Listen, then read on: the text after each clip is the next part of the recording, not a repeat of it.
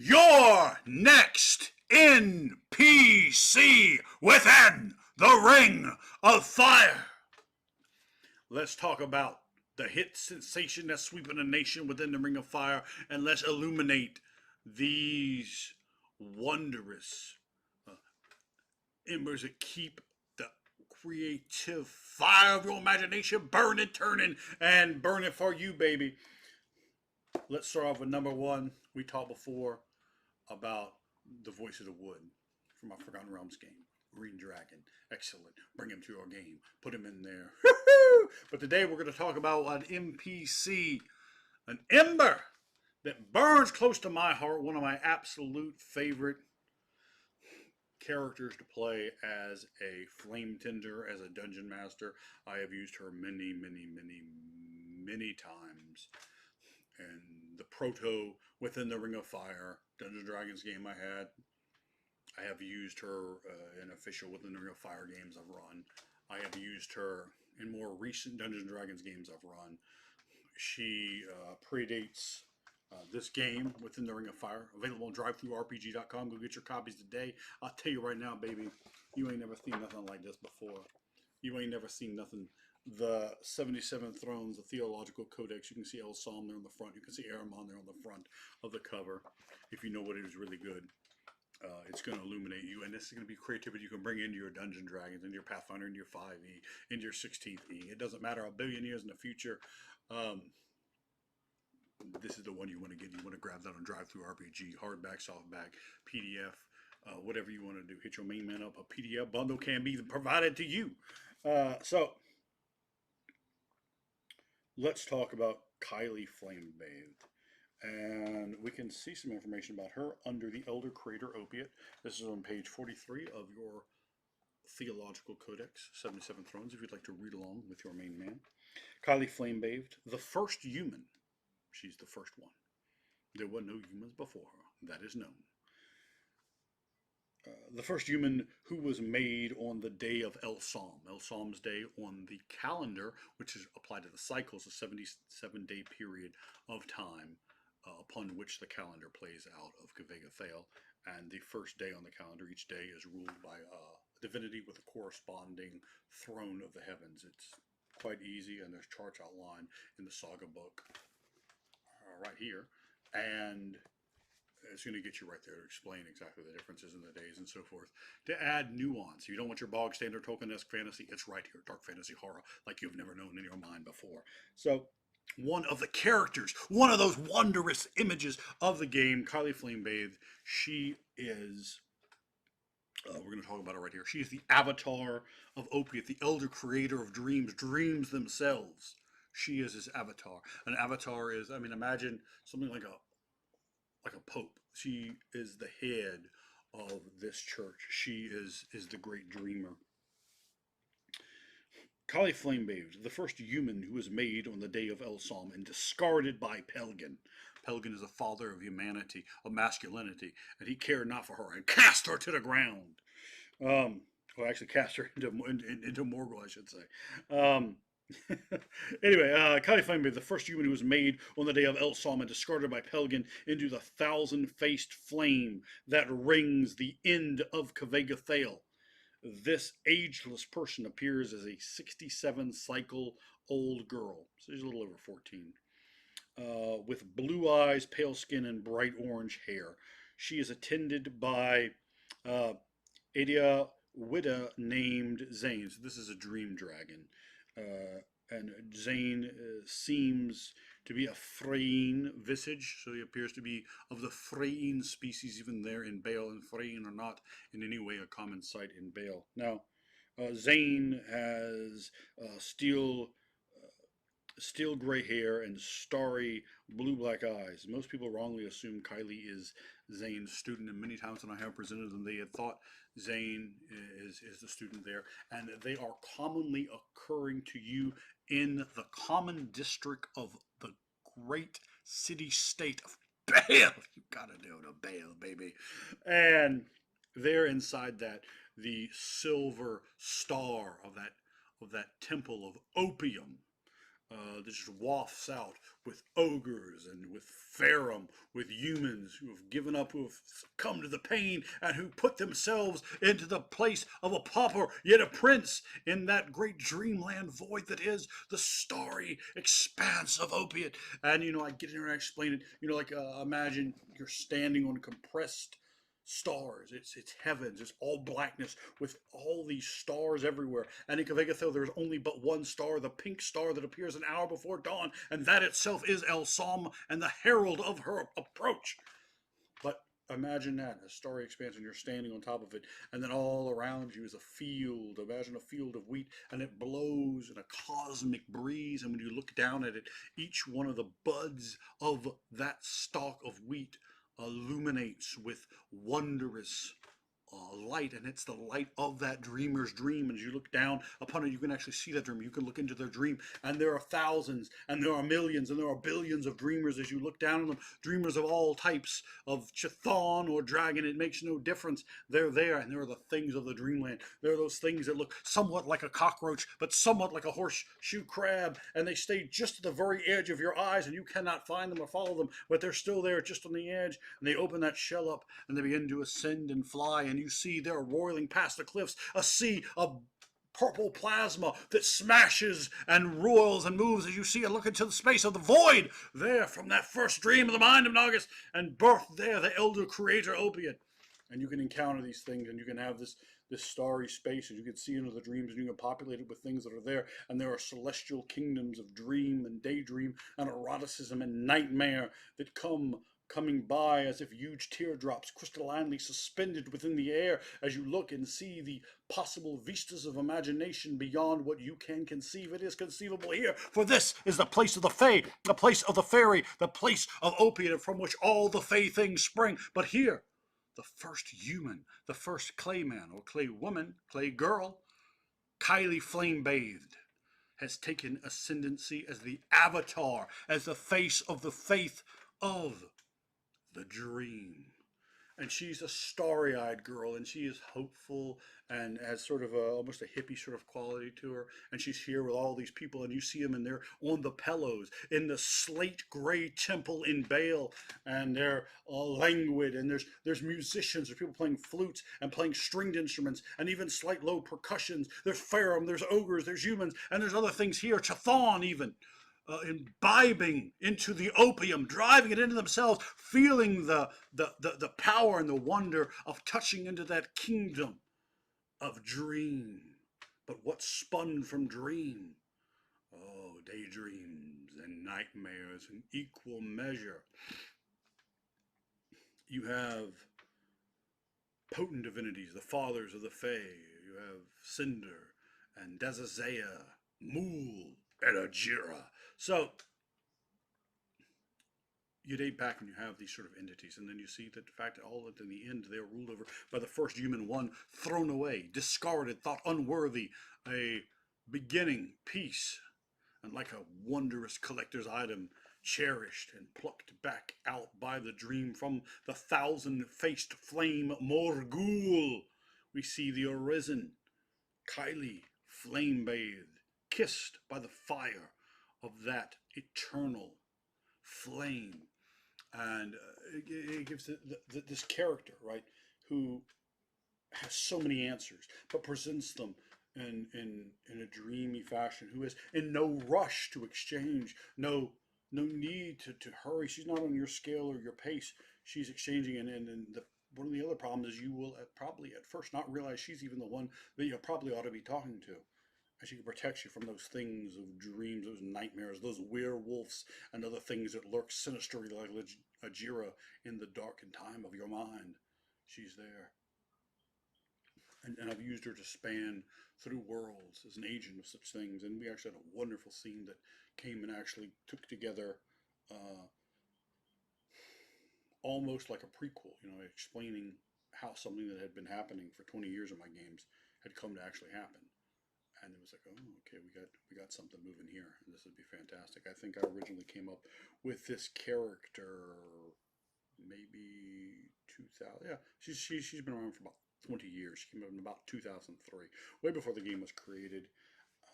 She's one of the many characters, and the game, of course, was populated with what I thought were my best hits of NPCs to bring into these embers to really sizzle the mind and the imagination. So think of this starry-eyed teenager who has hope and wonder, and in the face of depression, in the face of destruction, in the face of being discarded, in the face of seeing these people around you wasting themselves away with the same gateway drug that opens the doors to the illusory imagination of the dream world. And she deals with them, and she sees them, and she sees humanity for what it is. She sees reality for what it is. She's been there more time than any of the humans. Though she may appear young, she's older than any human about. And for those that don't speak Kavagathalian, for those of you who are not so well gifted and gifted with that which is within the ring of fire, gift yourself now, drivethrurpg. Go knock your mom over the head and get what you need, baby. Get what you need, and what you need is the good RPG gold gospel of your main man. So, Kylie is someone that has transcended. She's become part of the dream. She is essentially ephemery. She should be presented as someone who's extremely wise, who's incredibly patient, and who has answers, and who will give them to you strung out a long time. And she may simply ask you to partake of that pipe of opium, and there, when you awaken inside the dreamland, which I have described previously, she will be standing there, smiling. She'll take you by the hand, and she'll walk you to the cliffs of madness, and she will, with a cheery voice and wide eyes, slowly explain the mysteries of life, the truths, the possibilities to you. She will explain the wisdom of nightmares and the joys found deep, deep, deep in the heart of the daydream. She understands all of these things. She understands possibility. She understands desire, hope, fear in a way that no other human possibly can, because she sees it, she lives it, she experiences and understands each dream that there is, all of them, like a kaleidoscope inside her mind. She hears those whispers, those prayers, those thoughts, those terrors, those things that you dream, those personal, private moments that you think you have are only her night cinema that she experiences, but all of it. She sees it all, because that is the power of the dream. And an avatar within the Ring of Fire is almost like the tail side of the god. It is its earthly manifestation. It is a different personality, but a personality that changes, shapes, and molds the divinity itself, whether it's Elder Creator, or it's a god, or it's anything else. What it chooses to create in position as avatar, it is bound to. It is like a marriage, and she is a reflection of the dream. So imagine that as a living entity, being alive, being in the material world, but also being a dream, being able to just drowse off, your body left there laying in Kavagathale, in Bale, and through, but your mind, your astral body, slipping back with that silver coil to 1 billion minds and miles past possible reality. And ultimately, all the while, in the very, very back of her mind, is that sinister plan that maybe, just maybe, it can all become a dream. If life was but a dream. And there is that disdain for the material, for the mortal coil. She does not want diamonds. She does not want gold. She does not want your earthbound terrestrial goods, your furs and so forth. Just enough money to keep the churches running. Just enough. And trust me, the heroin addicts bring in plenty of money. She is not concerned with such things, because she can have the finest outfit the imagination can provide, which is much more than any man could give her. She could have the finest jewels and wines of the dream world, and they're all that quick for her, as she can instantly place herself inside of another world, and a world which she has essentially infinite power. And she understands this, and she does not gloat over this. She does not lord this over you. She does not hang this over you. She simply will help if You interest her just enough. And that's where the players come in and where you can introduce a character like this because she's very low key. She's not, I'm an ultimate badass. But ultimately, in this game, she is by far the most powerful human and one of the most powerful living entities. Of course, she is ageless. She means she will not age. She will not get diseases. She will not die of ever. Right? She can have a murder done on her if you dare. But that's going to be really hard on Avatar. But she doesn't change. Just like all of the original humans, they are ageless. They are made as Pelgan made them, sculpted from the clay of the Red River under Dingin's supervision. There in the glorious sun, and infused she is though with the day of El Som, the day of the dawn, the day of the princess of the dawn of malice and spite and everything that's not so nice. So just remember, the humans of each tribe are infused not only with the potency of the man, the master of masculinity, Pelgan, fuck yeah, they're also infused with the spark. What gives them their adaptivity is the ability that is given by the divinity that rules over that day. And so there is just a little streak of El Psalm inside of this placid, starry-eyed, pretty, kind, wondrous girl. So what does just a little bit of spite look like? Well, you don't work that on the surface, do you? And ooh, ooh, if you are to hurt Ajira's favorite human, one who knows the secrets of kindness and nightmare, that could be pretty bad.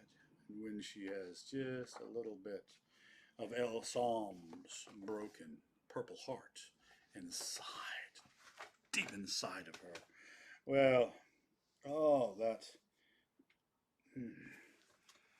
could be very, very poor for the player characters who are unwise enough to trot upon her. And she doesn't care about respect. You could just diss her and talk to Zane and whatever. She doesn't care. She's not, you will treat me. No, she doesn't. She really just doesn't care about things like that. But if you somehow get into a position where she does care about what you're doing, that could be an issue. And of course, anyone who attempted to cause issues to the dream world itself in a way that she disliked to prey upon her dominion, the Elder One will not help you. You may pray to the gods, but they are not strong enough to prevent what Kylie will do to you. I like to use a variety of the type of songs that you might imagine we can for a character like her. Heart, These Dreams, Summerland by Fields of the Nephilim is a great one. The Everly Brothers, Dream, Dream, Dream, a song I absolutely love. You could say I'm a Dreamer by John Lennon. All of these songs are absolutely fantastic. And you may have it for a while. I've always found the players, like, I have to almost kick them off of her because they love her. And they also love Zane. And so it depends on the different scenes, how they interact with the scene and how they perceive it, who they start really talking to. And again, you should play the character with very close to no ego. She doesn't really want anything from you. I mean, would you give someone who has everything her mind can conceive of just a blink of the eyes away? If you can provide her with interesting story, interesting conversation, music that she enjoys, these sort of things that themselves contain some piece of ephemeral quality, particularly when you get into a planescape type situation, and she's of the dream. So in a lot of games, you don't have a good god of the dreams, you don't have a good power of the dreams, so you can bring an opiate, and she's going to want to come, and there's something that just happened in our game that really showed the backstory for that, because I've used it in the Forgotten Realms, and she's come crawling into other worlds, looking around, ooh, look how many dreamers and how many wondrous dreams we have here. Look at all these secrets. Oh, I see them, I feel them, I smell them. They lurk in my heart and they alight my mind. So imagine if you have the secret of trillions of dreams, if you've had that sort of experience. And by a calendar, again, for those who don't speak of Vegathalion, she is just under 100 years old, likely when you start the game in Cycle 5000. So if she's just under 100 years old, she's been around for a while. And then remember, she's not an infant. She's just, you know, 14 to 15 years old from the second she's created. So she's meant to sort of trigger at that age, right? That's an age of so much possibility. That's an age of so much potential. So we're supposed to really be capitalizing on those sort of things. She is supposed to be optimistic to the core. She is supposed to be this potential. She is supposed to have the players look at her almost like, yeah, we're going to guide you, which is, of course, nonsense because she knows more than your characters are ever going to possibly know. You're essentially dealing with something that you would consider, by the standard of most worlds, a god. But she doesn't have pretension. She doesn't have much in the way of desire other than a desire to spread and see and grow dreams and expand them to worlds and beyond, and the strange things that she doesn't know, and a music instrument that's new, an art that's new, the things that dreamers would like, creation, that sort of beauty. These sort of things are fascinating to her to see and expand and explore, really kind of put a small tinge of almost hippiness to her.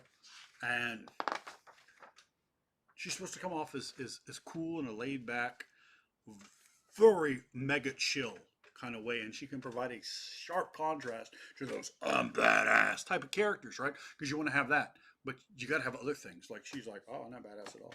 Like that should be the aura, to the point that the players almost be like, oh, do we need to protect you? I've had players say it to her, right? No, no, you don't. No, you don't. Again, in the world of Kvegathel, she is one of the absolute most powerful entities there.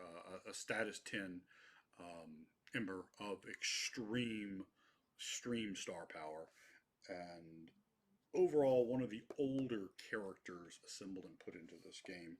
She was already well past a 10-year-old character of mine in terms of a non-player variety before this game ever saw print. So she's been moved and tested through many scenes, and it's been a joy to play. One of my favorite characters. And you can see she's the first one I picked, and for a reason, because I have enjoyed playing this character so much. She can come across in a way that the players are absolutely going to love her, and never, ever, ever, ever do they suspect she has any sort of motives, which she does. So just think about her like this, as you think back to the dream, and think of how discontinent a dream can be. Think of how amorphous a dream can be. Think of how a dream can change in a moment.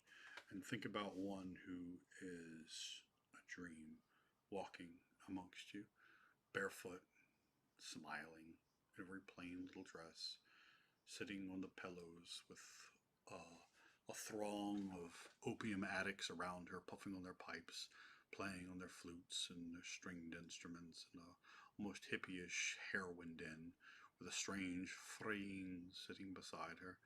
And she sits, as this is her court, a court of dreams, as she opens all those in to open the portal to the vista of imagination. And she is happy, and she is at peace, because ultimately everyone dreams.